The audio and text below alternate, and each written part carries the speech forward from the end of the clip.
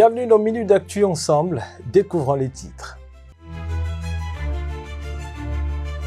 Quand la jeune architecte franco-congolaise Romane Madede repense à travers photos, fresques et sculptures l'histoire de la traite négrière, ça donne lieu à un itinéraire devoir de mémoire. Il y a de quoi s'interroger.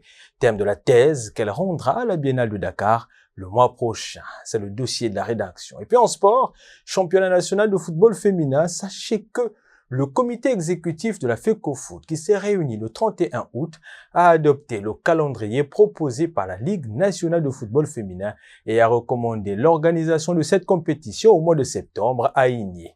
Bonne conscience suivie. Elle est architecte. Elle, c'est Romane Madede, franco-congolaise de retour sur ses terres pour des besoins de recherche sur un sujet plus que pertinent, la traite négrière. Un travail amorcé en France et achevé dans le musée propre au peintre et sculpteur Trigo Pioula, cadre choisi pour sa restitution. Entre photos et sculptures, l'artiste nous a plongé dans son exposition. Moi, je m'appelle Romane Madede Galan. Et j'anime cet espace d'exposition avec Maître Trigo Pioula. Donc c'est une réflexion globalement sur la commémoration de l'esclavage et quelle forme architecturale pourrait prendre un mémorial de l'esclavage. On a choisi le titre tout à l'heure en fait pour dire à quel point en fait cette exposition elle représente plus une réflexion en cours qu'un point final. Donc le titre qu'on a choisi avec Trigo c'est Itinéraire, devoir de mémoire. Itinéraire parce que donc ça c'est plus l'idée de Trigo. L'itinéraire c'est l'idée de quelque chose qui se déplace autant dans le temps que dans l'espace. Et c'est vrai que toute cette réflexion elle s'est posée à différents endroits de Pointe-Noire, de Louango, etc. Et aussi itinéraire dans le temps parce que moi je suis venue il y a 2 ans et j'ai développé cette réflexion entre ma dernière venue et maintenant et aujourd'hui elle se développe. Et comme c'est une réflexion en cours, l'idée c'est qu'elle se poursuive encore plus tard. Et donc pour commencer l'exposition, elle commence plutôt du coup avec ce premier travail du coup qui est donc le résultat de cette première année de réflexion que j'ai eu en fait à l'issue de mon séjour à Pointe-Noire. Donc c'est un séjour de 2 mois. Et en fait, donc, cette architecture que j'avais imaginée, elle est composée d'une rampe circulaire qui tourne. Et en fait, à mesure qu'elle s'enfonce dans le sol, elle devient de plus en plus étroite. Et en fait, l'idée, c'est qu'on ne pourra jamais se représenter le chemin que les esclaves ont parcouru. Je crois que depuis Brazzaville à ici, la piste principale faisait 500 km. Donc on se représente ce que c'est que 500 km. En fait, c'est irreprésentable. Et donc pour moi, l'idée, c'était cette rampe. À un moment donné, on ne peut plus avancer dedans tellement elle devient étroite. Et en fait, les esclaves ont été contraints dans leur corps, mais quelque chose qu'on ne peut pas finalement s'imaginer. Donc ça, c'était un peu l'idée. Et en fait, pour moi, très vite, commémorer l'esclavage, c'était aussi avoir une réflexion sur, ou plutôt célébrer en fait la figure des déportés en fait, comme des gens qui ont résisté. Alors là, du coup, ce que j'ai voulu représenter dans cet espace d'exposition, c'est le dispositif là que vous voyez derrière moi, donc qui est composé d'une table, 2 chaises et un tapis.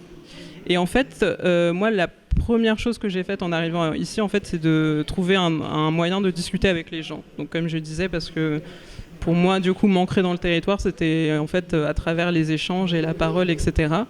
Et donc, du coup, ce dispositif-là me permettait de discuter avec des gens complètement inconnus dans la rue. Et du coup, l'idée, c'était d'implanter ce salon en fait, mobile dans différents quartiers de la ville. Et pour ça, j'ai été accompagnée par Sagesse Malam, qui m'accompagnait à chaque fois dans mes différents entretiens. Et donc, on se posait avec cette table, ces chaises. Des gens s'arrêtaient parfois juste pour demander ce qu'on faisait et parfois du coup ça provoquait en effet les gens acceptaient de s'arrêter pour discuter.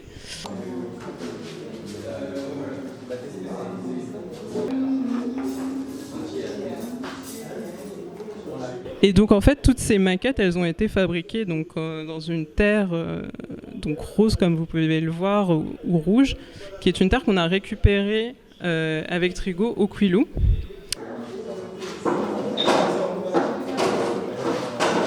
Donc là, du coup, bon, mon idée même avant de venir ici, c'était d'avoir une grande vue satellite de Luango sur laquelle j'allais pouvoir indiquer où je suis passée, les endroits qui m'ont marqué, etc. Bon, elle est moins fournie que ce que j'aurais voulu. Disons que les informations sont surtout sur mon téléphone, quoi. Mais j'ai commencé quand même à indiquer les endroits importants. Et donc là, du coup, j'ai fait une carte de Matombi pour représenter là où on a récupéré la terre. Donc en fait, on l'a récupérée dans la rivière rouge de Matombi. Et par ça. Et ensuite, le second point, c'est un peu qu'est-ce que vont devenir ces objets qui ont été produits. Pour moi, il n'était pas question d'amener ça avec moi dans ma valise. J'aurais trouvé ça un peu extractiviste, quoi. Donc du coup, l'idée est venue de redonner ces objets là où on les avait pris. Donc de prendre ces objets, de les redéposer dans la rivière. Ceci n'est pas un appel à la révolte, mais une commémoration à l'esclavage de notre semblant de liberté. Un peuple sans culture toujours restera un tableau sans beauté.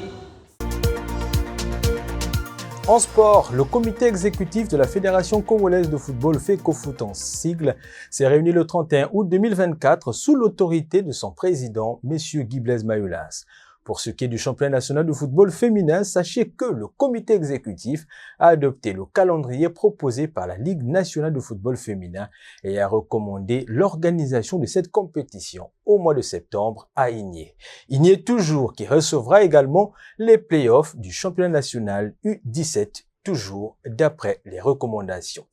Dans son mot introductif, Jean-Guy Blaise Mayoulas a tenu à préciser, je cite, « Rechercher l'efficacité en améliorant notre performance dans toutes les sphères qui sont liées à la bonne gouvernance de notre football. » Fin de citation.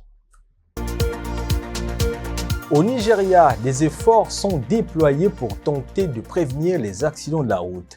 Les analystes imputent la responsabilité des accidents à l'incapacité de la Commission fédérale de sécurité routière à faire respecter les règles de circulation qui incluent l'excès de vitesse et la surcharge des véhicules.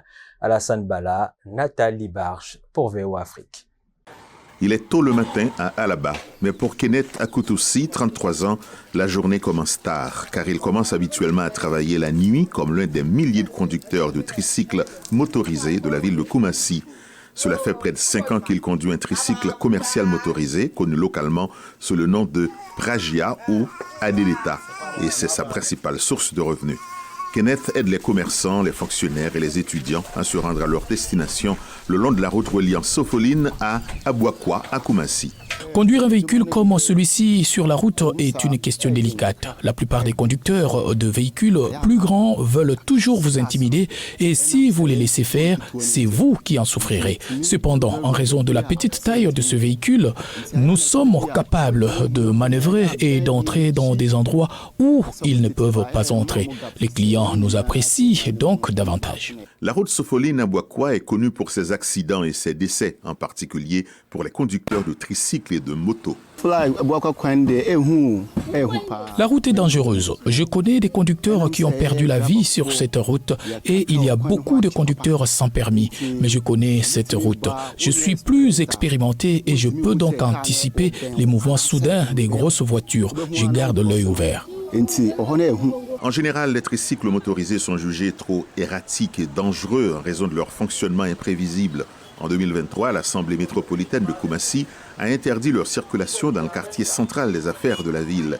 Al-Hassan Sidi, responsable des relations publiques de l'Union des conducteurs de tricycles, estime que ces conducteurs ne peuvent être tenus pour seuls responsables des accidents.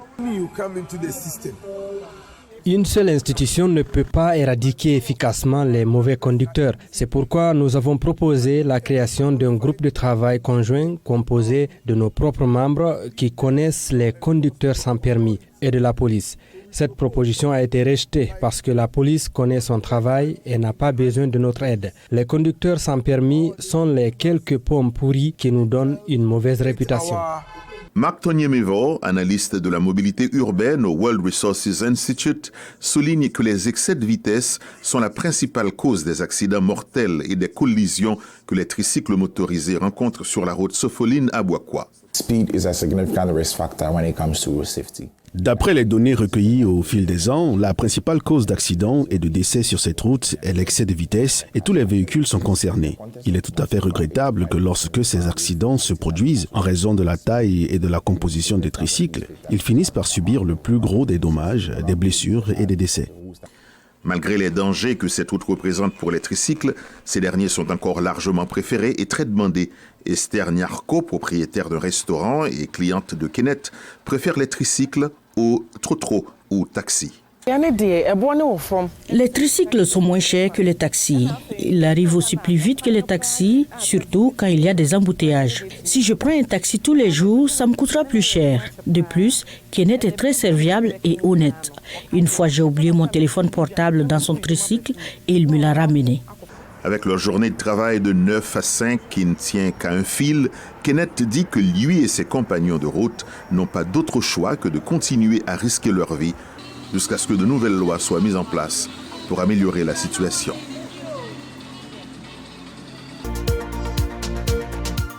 Le président de la transition malienne, le colonel Assimi Goïta, est parmi les participants au sommet Chine-Afrique. Plusieurs conventions ont été signées avec des entreprises chinoises et les Maliens, en attendant les retombées, quelques réactions à Bamako. C'est signé Mohamed Dako Danyoko. Nous attendons à ce qu'ils amènent des projets dans le domaine de l'électricité, parce que tout le monde sait aujourd'hui que le Mali souffre dans le domaine de l'électricité. Même aujourd'hui, au moment où nous parlons, il n'y a pas d'électricité. Donc on veut qu'ils amènent, qu'ils signent des contrats dans ce domaine-là. On espère qu'à son retour, il va amener des choses qui profitent aux Maliens, notamment sur le plan de l'éducation. Il est temps que nous ayons les compétences pour éviter d'aller dépenser beaucoup d'argent dans d'autres pays. Cela va permettre la création de nombreux emplois. Nous avons des Chinois qui évoluent un peu au Mali, qui sont dans le cadre industriel. Que cette industrie a une grande lumière, qu'ils développent ça pour qu'au moins on puisse diminuer aussi un peu le chômage. Surtout aujourd'hui avec le départ de certains ONG qui provoquent aujourd'hui le chômage. Il y a beaucoup de ménages qui souffrent dans ce cadre. Alors si l'industrie en va et que nous avons des routes qui facilitent maintenant, c'est-à-dire le transit de aller et retour, maintenant ça va créer beaucoup d'emplois. On espère qu'il y aura des améliorations sur le plan de l'électricité. Aujourd'hui, c'est un facteur d'insécurité et aussi de perte d'emploi pour beaucoup de Maliens. Il faut donc trouver des moyens pour mettre fin à cette situation. En tant que mécanicien, on a souvent des problèmes avec les clients parce que les délais ne sont pas respectés. Alors que nous travaillons très souvent avec l'électricité, donc mon souhait c'est de trouver une solution à la situation de l'électricité au Mali. Nous avons vu la réalisation du pont, du troisième pont, ainsi que l'hôpital, comment on appelle du Mali justement. Donc maintenant les attentes c'est de continuer à entretenir, n'est-ce pas, ces relations sino-maliennes. Le président Xi Jinping s'est entretenu avec les dirigeants africains avant le sommet, sinon un forum sur la coopération Chine-Afrique qui se tient à Beijing. Au cours de ces entretiens, le président Xi Jinping et les dirigeants africains en visite ont discuté du renforcement des relations bilatérales et de l'intensification de la coopération dans divers domaines. Notre média partenaire signe ce reportage, c'est GTN. Lors de sa rencontre avec son homologue nigérian, les deux dirigeants ont annoncé l'élévation des liens vers un partenariat stratégique global. Le président Xi a appelé à promouvoir le développement des infrastructures, de l'énergie et des ressources minérales avec les industries et de favoriser la coopération pour une nouvelle croissance dans l'économie numérique et les nouvelles énergies. Le président Bola Tinubu a déclaré qu'il souhaitait que davantage d'entreprises chinoises investissent dans son pays et que le Nigeria espérait devenir le plus grand partenaire commercial et d'investissement de la Chine en Afrique. Lors de sa rencontre avec le président mauritanien Mohamed Ould Cheikh Ghazouani, les deux dirigeants ont annoncé l'élévation des liens bilatéraux au rang de partenariat stratégique. Le président Xi a déclaré que la Chine était prête à faire progresser la coopération de la ceinture et la route avec la Mauritanie et à approfondir la coopération dans des domaines tels que la pêche, les infrastructures et la technologie agricole. Le président Ghazouani a exprimé ses remerciements pour l'aide de la Chine à son développement et a déclaré que la Mauritanie est impatiente de promouvoir la paix et le développement en Afrique. C'est déjà la fin de Minute d'Actu. Je vous retrouve demain à la même heure. Prenez soin de vous. Au revoir.